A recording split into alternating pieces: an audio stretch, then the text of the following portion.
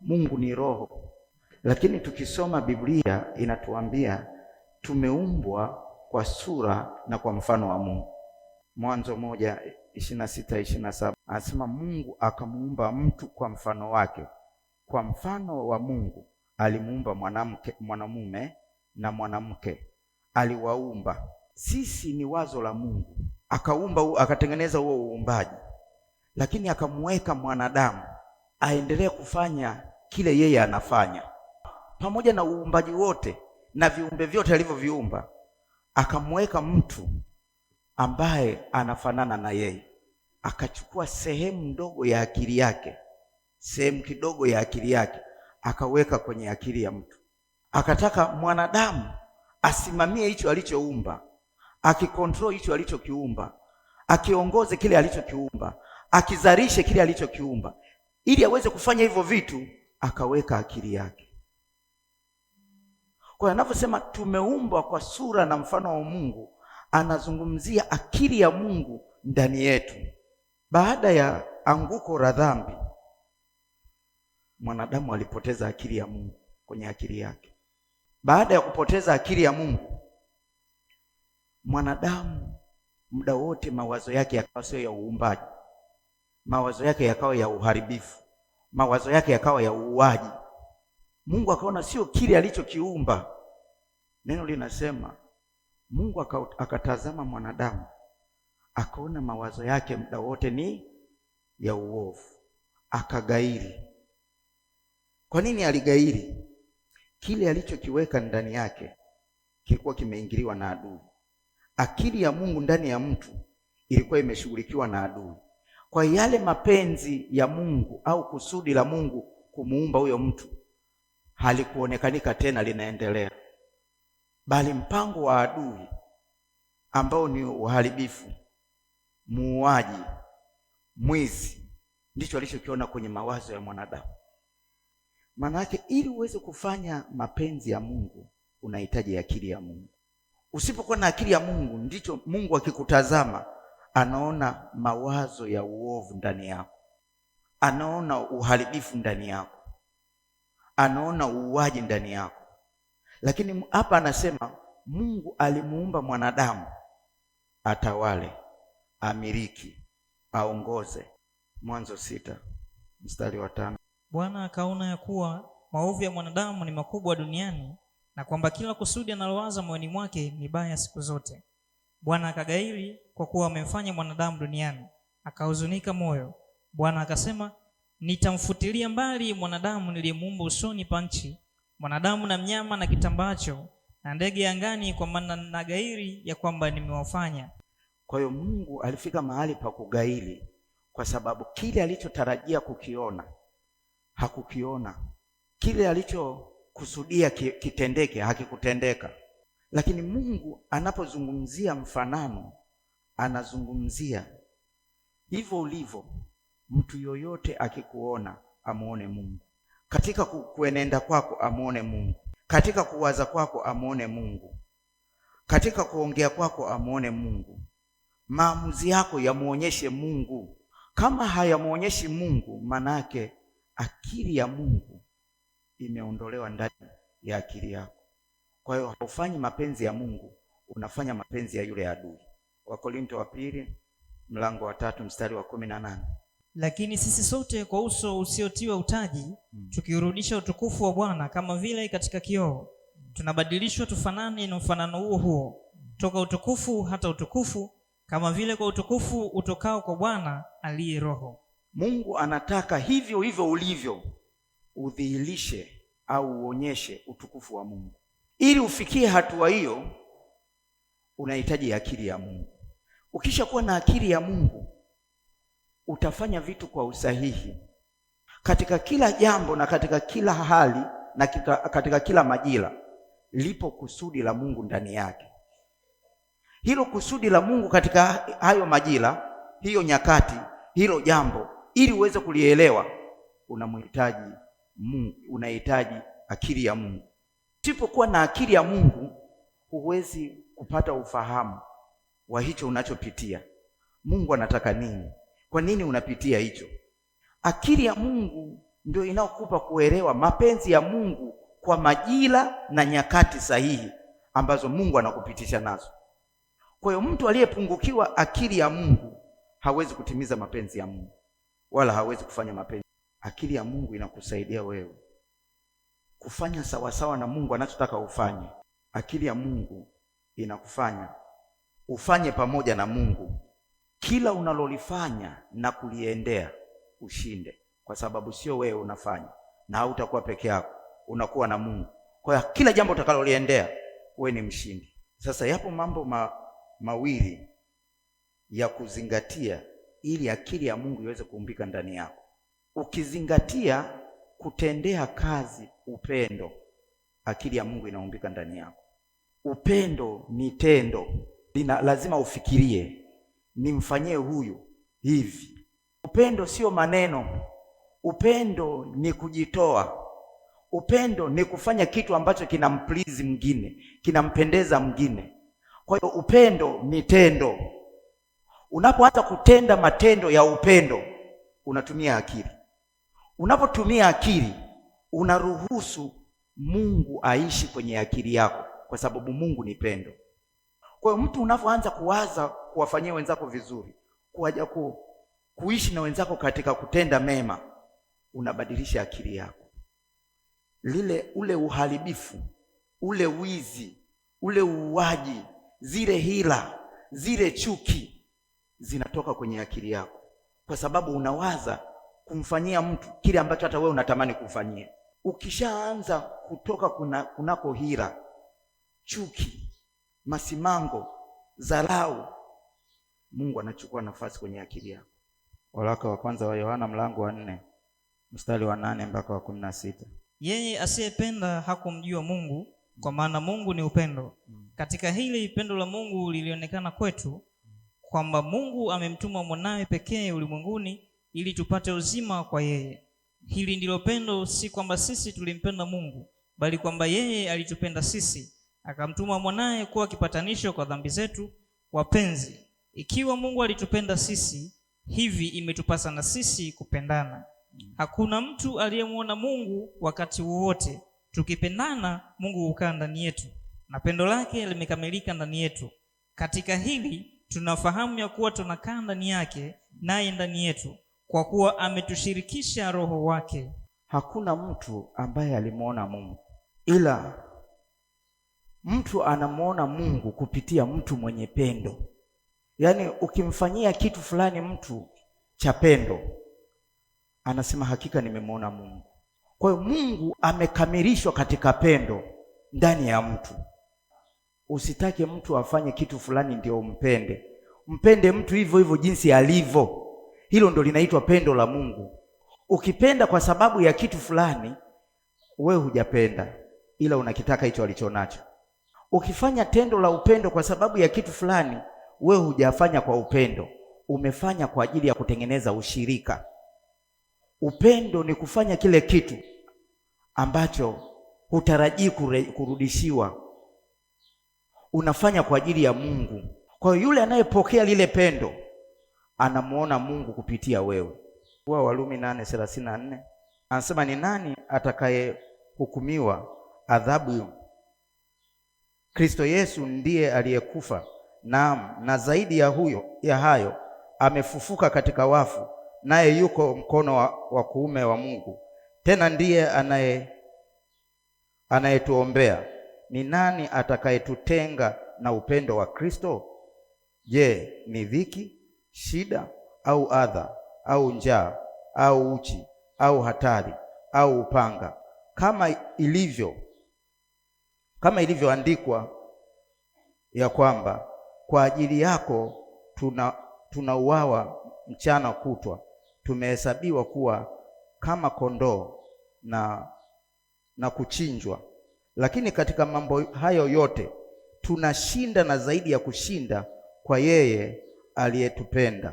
Yaani katika pendo huoni mapungufu ya mtu mwingine.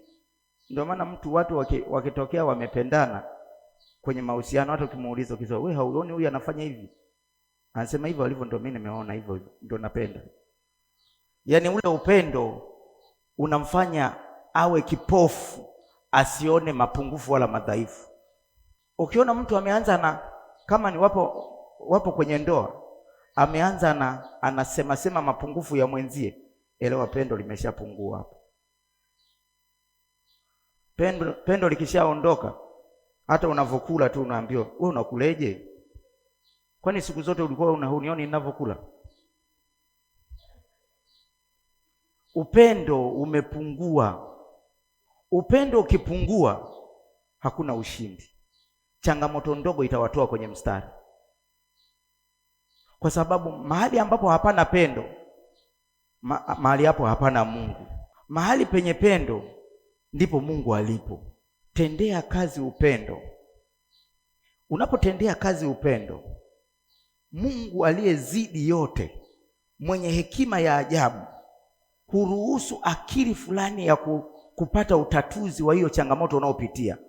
Kwa hiyo changamoto yoyote, adha yoyote, ziki yoyote haiwezi kukushinda, kwa sababu lile pendo la Mungu linakupa hekima na maarifa ya namna ya kufanya.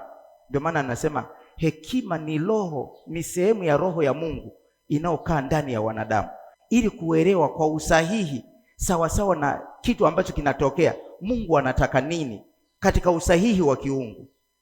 Maarifa ni roho ya Mungu, ni akili ya Mungu ndani ya mwanadamu, ambayo inampa mtu ubunifu, ufahamu fulani wa namna ya kufanya jambo ambalo anapita nalo ili aweze kushinda.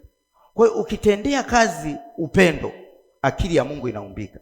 Kama huwezi kutendea kazi upendo, hata tuombe Mungu, umba akili yako ndani yangu, umba akili yako ndani yangu, hauwezi kuumbika. Pale unapoamua, unapozingatia kuishi katika pendo la Mungu, ndipo akili ya Mungu inaumbika ndani yako. Usiporuhusu kujitafakarisha, kufikiri kwenye akili yako namna ya kutendea kazi upendo, ni ngumu kumwonyesha Mungu, ni ngumu kumdhihirisha Mungu. Ukifanya kitu kwa upendo, kwanza unaona, yani hata kama giza likijificha wapi, ukimsogelea unaelewa tatizo lipo hapa, giza limekaa hapa, amefanyiwa hichi. Lile pendo linakupa hekima ya kuona vitu visivyoonekanika kwa macho. Unapewa maarifa na ufunuo wa kuelewa hii ni nini, kwa sababu ya lile pendo. Kwa hiyo wewe uliye mtumishi wa Mungu, ili ufanye kwa ukamilifu, ufanye kwa ushindi, tendea kazi upendo. Ili utendee kazi upendo, pia unatakiwa kutiisha mwili wako. Warumi 12 mstari wa 1 na wa 2. Basi ndugu zangu, nawasihi kwa huruma zake Mungu, itoeni miili yenu iwe dhabihu iliyo hai, takatifu, ya kumpendeza Mungu, ndiyo ibada yenu yenye maana. Wala msifuatishe namna ya dunia hii, bali mgeuze kufanywa upya nia zenu, mpate kujua hakika mapenzi ya Mungu yaliyo mema, ya kumpendeza na ukamilifu. Ili uweze kumbeba Mungu katika pendo, lazima nia yako ibadilishwe kwa upya. Anapozungumzia kubadilisha nia, anazungumzia kubadilisha akili yako, kufanywa upya katika akili, ili uweze kuishi katika pendo. Usienende kama dunia inavyoenenda. Ndio maana nimesema lazima uzingatie. Kuzingatia kunahitaji maamuzi fulani katika hicho unachotaka kitokee. Kwa hiyo wewe uliyeamua kutembea katika pendo ili uyafanye mapenzi ya Mungu, maamuzi yako yawe ni kubadilishwa akili yako. Usiwaze kama dunia inavyowaza, walimwengu wanavyowaza, waza kama Mungu anavyotaka uwaze. Ndipo utambeba Mungu kwenye akili yako, na akili yako itakuwa ni akili ya Mungu, na ndipo utakaweza kuyafanya mapenzi ya Mungu. Usipochukua maamuzi ya kubadilisha akili, kubadilisha ile nia ya ndani katika kuenenda, katika kutenda, katika kuamua, ni ngumu kubeba akili ya Mungu. Yaani mtu hawezi akajitoa kama hana pendo, na wala hawezi kutiisha mwili wake, kujiadabisha mwili wake kama pendo la Mungu halijaumbika ndani yake. Ukiweza kutiisha mwili wako na kujitoa, ni rahisi sana pendo la Mungu kuthibitika ndani yako. Inapothibitika kunako akili yako, ndipo utakapoweza kufanya upya akili yako ili uweze kutembea katika mapenzi ya Mungu, katika kutenda sawa sawa na mapenzi ya Mungu. Akili ya Mungu ikiumbika ndani yako, huruma ya Mungu inajengeka ndani yako. Huruma ya Mungu ikijengeka ndani yako, lazima utawaleta wenye dhambi wengi. Yaani utawaleta watu kwa Yesu. Utawaonea huruma yale wanaopitia. Mtu utamwangalia uovu alionao, utaangalia kile Mungu anachokitaka kwa huyo mtu. Kwa hiyo anaweza kana fanya vituko fulani, ana uovu fulani, analeta vurugu hadi kwenye maisha yako mwenyewe. Lakini kama una pendo, huangalii ule uovu wala ile vurugu, unaangalia kile Mungu alifanya pale msalabani. Unamwangalia kwa namna nyingine kwamba pamoja na vurugu hizi alizonazo, tukimgeuza akawa upande wa Mungu, atakuwa chombo kizuri zaidi. Lakini mtu asiye na pendo ataangalia ule uovu, ataangalia ule ubaya na kumjaji kwa ule ubaya. Pendo linakufanya kuto kuona ule ubaya, kuona kile Mungu ameweka ndani yake, kuona uzuri uliopo ndani yake uliojificha. Huwezi kuona uzuri wa mtu ndani yake uliojificha kama hauna upendo. Katika pendo kuna kweli ya Mungu, na katika kweli kuna uzima na uhuru. Kwa hiyo wenye kweli ndani yao na kusema kweli, wana Mungu ndani yao, na kwa sababu wana Mungu ndani yao na wana kweli, hawawezi kupotea. Kipengele cha pili, ili uweze kurenew akili, kuifanya akili kwa upya au kuumba akili ya Mungu ndani yako, lazima ufanyie kazi utakatifu. Kwa ili uweze kuishi na kutenda matakatifu, unahitaji kukataa dhambi. Kwa hiyo unapotendea kazi utakatifu, akili ya Mungu inaumbika. Yaani unapoanza kuwaza kwenye akili yako kufanya matendo matakatifu na kuachana na dhambi, unaruhusu Roho wa Kristo aingie akuelekeze kuyafanya hayo matakatifu. Unapoanza kuendeshwa na huo utakatifu, akili yako inafanywa upya. Akili ya Mungu inaumbika ndani yako. Efeso 4:23-25 anasema, mkauvae utu upya ulioumbwa kwa namna ya Mungu katika haki na utakatifu wa kweli. Basi uvueni uongo, mkaseme kweli, kila mtu na jirani yake, kwa maana tu viungo, kila mmoja kiungo cha wenzake. Hapa ndipo utakatifu unapoanza. Mtu lazima binafsi aamue kuuvua uovu, aanze kuishi maisha mapya, aamue kusema kweli na kutenda kweli kwenye maisha yake. Utakatifu ndipo unapoanzia. Haleluya. Amua kuachana na kila aina ya uovu na mazingira ya uovu. Achana na kila hali ya uovu. Unapojifikirisha kwenye akili yako kuishi katika utakatifu, unaruhusu Roho Mtakatifu aingilie akili yako, akufikirishe namna ya kutenda. Unaporuhusu hiyo Roho Mtakatifu aitumie akili yako, maana yake unaifanya upya akili yako. Ndipo akili ya Mungu inaumbika ndani yako.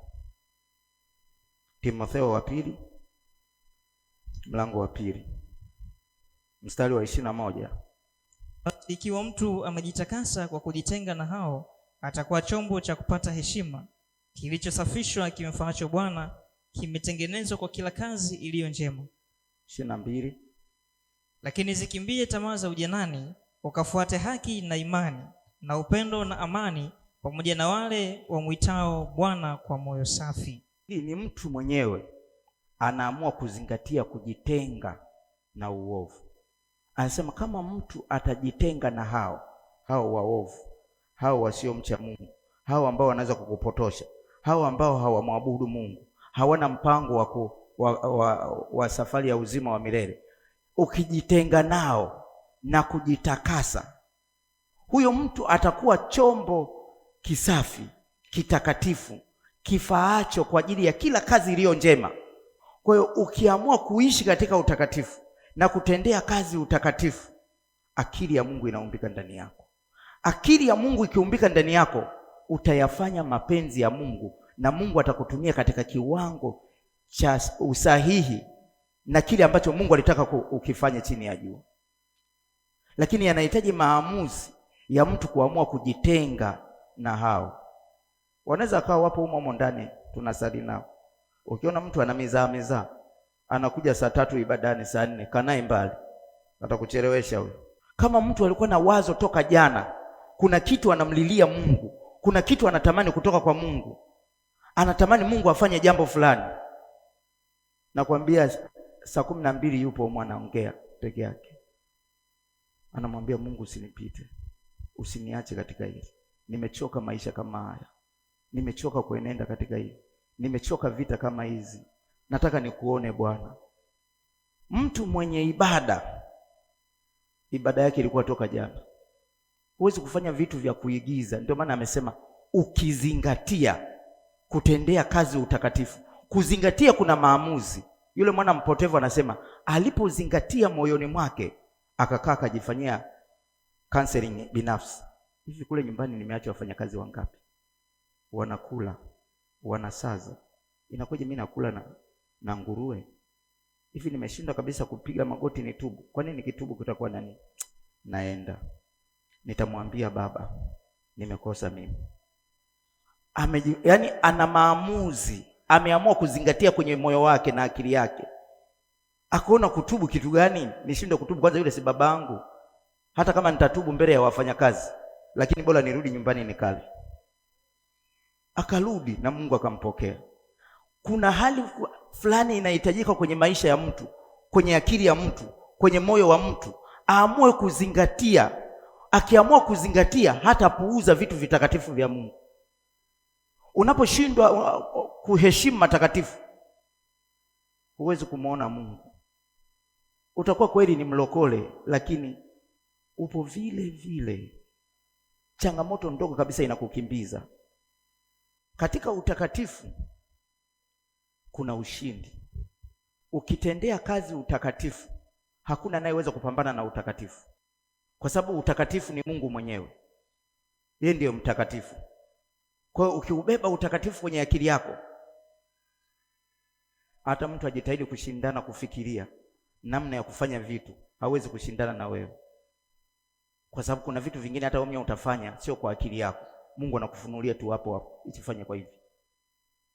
Kwa hiyo yule anayeona ataona kama mbona anafanya vya kushangaza, kumbe na wewe umejulia hapo ulikuwa unaelekezwa. Na wewe mwenyewe kwanza ujue utakatifu unaruhusu Mungu atembee na wewe, afanye pamoja na wewe, aongozane na wewe. Kwa hiyo katika utakatifu kuna ushindi na kuna uweza.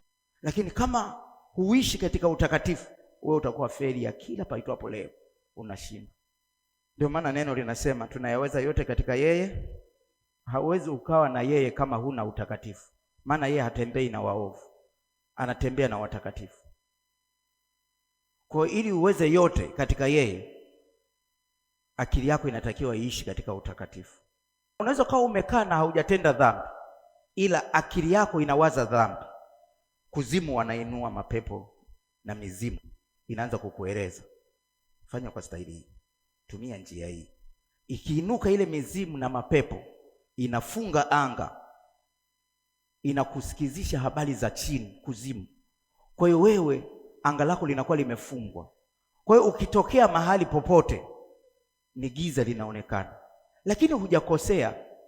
Kile unachokifanya kwenye akili yako, kinachoendelea kwenye ufahamu wako, kinaruhusu kufungua anga au kufunga anga. Kwa hiyo unaweza kuwa upo umetulia hivi, halafu kuna mambo yanaanza kuharibika. Nini kinaharibu? Unawaza nini wewe? Kile unachowaza kinaruhusu giza lifungue mlango au nuru ifungue mlango. Usiruhusu akili yako iwaze uovu. Kuzimu inainuka kukusaidia namna ya kuwaza. Kama ni mwizi aibije, tumia njia gani? Unaona mtu ana plani kabisa, hekima ya kuzimu. Wanapoinua ile hekima ya kuzimu, wanafunga anga lako, mawasiliano kutoka juu yasije. Ndio baadaye sasa unarudi unaingia kwa Mungu, unaanza kuomba, anga limefungwa. Unaomba, unapambana, kwanza unaona unasinzia tu, kwa sababu ulishakuwa umemilikiwa na giza. Kwa kuzingatia kabisa, kwa kumaanisha, ukafanyia kazi utakatifu, akili ya Mungu inaumbika ndani yako. Akili ya Mungu ikiumbika ndani yako, ndipo unadhihirisha mfanano na Mungu, na ndipo utakapoweza kuyafanya mapenzi ya Mungu. Akili ya Mungu ndio inayokupa kuelewa nifanye nini sasa ambacho ni mapenzi ya Mungu. Ni majira gani haya ambayo ni mapenzi ya Mungu? Ni akili ya Mungu ndio inayokupa kufanya hivyo. Mwanzo 8:21-22. Bwana akasikia harufu ya kumridhisha. Bwana akasema moyoni, sitailani nchi tena baada ya hayo kwa sababu ya wanadamu, maana mawazo ya moyo wa mwanadamu ni mawazo mabaya tangu ujana wake, wala sitapiga tena baada ya hayo kila kilicho hai kama nilivyofanya. Mstari 22. Muda nchi idumupo, majira ya kupanda na mavuno, wakati wa baridi na wakati wa hari, wakati wa kaskazi na wakati wa kusi, mchana na usiku havitakoma. Mungu alimwona mtu mmoja, akili yake ipo ndani yake, yupo tayari kuyafanya mapenzi yake. Akamaliza dunia yote na viumbe vyote, akamwacha Nuhu na vile viumbe alivyoingia navyo kwenye safina. Akashuka nchi ikiwa kavu. Nuhu akatoa sadaka, hajaambiwa atoe sadaka. Na baada ya kutoa sadaka, Mungu anatangaza, nimesikia harufu nzuri, na kwa sadaka hii natangaza na ninakiri, sitaangamiza tena wanadamu. Akili ya Mungu inakupa kuelewa nini cha kufanya majira haya. Kwa hiyo akili ya Mungu ndani ya safina ndio iliyomfanya aelewe, nitoe sadaka ya shukrani, maana ni yeye amebakia na uzao wake. Sasa ili ajipatanishe na Mungu, atengeneze mazingira, yaani kama kibali alikuwa tayari anacho, maana ameshaokolewa. Itakapokuwa hapo Bwana atakapokuleta katika nchi ya Wakanaani kama alivyokuapia wewe na baba zako na kukupa, ndipo utamwekea Bwana kila afunguaye tumbo na kila mzaliwa wa kwanza uliye naye, azaliwaye na mnyama, hao waume watakuwa ni wa Bwana. Kila mzaliwa wa kwanza wa punda utamkomboa kwa mwana-kondoo, na kama utaki kumkomboa utamvunja shingo, na kila mzaliwa wa kwanza wa binadamu katika wanao utamkomboa. Kisha itakuwa hapo mwanao atakapokuuliza keshoni akisema, ni nini hivi? Utamwambia, Bwana alitutoa Misri, kutoka ile nyumba ya utumwa, kwa uwezo wa mkono wake. Basi ilikuwa hapo Farao alipojifanya kuwa Mungu ili asitupe ruhusa kuondoka. Bwana akawapiga wazaliwa wa kwanza wote waliokuwa katika nchi ya Misri, na wa binadamu na wanyama. Kwa ajili ya hayo namtolea Bwana wote wafunguao tumbo, wakiwa waume katika wazaliwa wa kwanza wote, na wana wangu na wakomboa. Maisha ya wazaliwa wa kwanza wengi wamekufa mapema au wanaishi maisha ya kupambana sana, ni kwa sababu ya kutokutolewa limbuko. Unaposhindwa kumkomboa mzaliwa wa kwanza, unaua maisha yake, unaua kazi zake, unaua kalama yake. Kwa hiyo wazaliwa wa kwanza wengi wanapitia maumivu. Unaona amesoma, amefika mbali, lakini kama kuna kusuasua, halafu wale wadogo wanakuja kumtangulia, wanamshinda. Sio Mungu amemkataa, ila ameibwa. Alikuwa ni wa Bwana, hajapelekwa kwa Bwana. Ndio maana wazaliwa wa kwanza wengi wanapitia changamoto na wengi wamekufa mapema. Kumbukumbu la Torati 26 mstari wa 6 imeandikwa, Wamisri wakatuonea, wakatutesa na wakatutumikisha utumwa mzito, tukamlilia Bwana Mungu wa baba zetu. Bwana akasikia sauti yetu, akaona na taabu yetu na kazi yetu na kuonewa kwetu. Bwana akatutoa kutoka Misri kwa mkono wa nguvu na mkono ulionyooshwa na utisho mwingi na kwa ishara na kwa maajabu. Mstari wa 9, naye ametuingiza mahali hapa ili kutupa nchi hii, nchi ijaayo maziwa na asali. Na sasa tazama, nimeleta malimbuko ya mazao ya ardhi ulionipa, Bwana. Kisha ukiweke chini mbele ya Bwana Mungu wako, ukasujudu mbele za Bwana Mungu wako, ukayafurahie mema yote ambayo Bwana Mungu wako amekupa, na nyumba yako wewe na Mlawi na mgeni aliye kati yako.